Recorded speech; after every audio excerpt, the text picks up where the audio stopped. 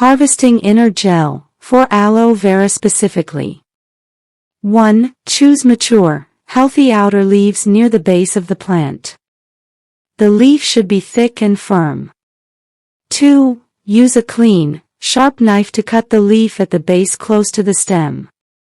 3. Let the leaf sit upright for 10 to 20 minutes to allow yellow sap, aloe or aloin, a bitter latex found in the outer leaf, to drain, especially important for some species where the latex can be a laxative or irritant. Wipe the sap away. 4. Wash the leaf thoroughly.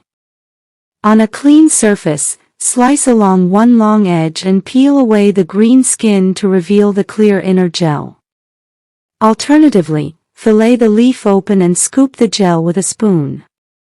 5. Use the gel immediately for topical applications, or store it briefly in the refrigerator, up to a week, or freeze in ice cube trays for longer-term use.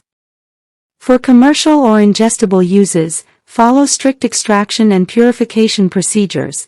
Do not ingest raw aloe latex because it can be a potent laxative and may be unsafe.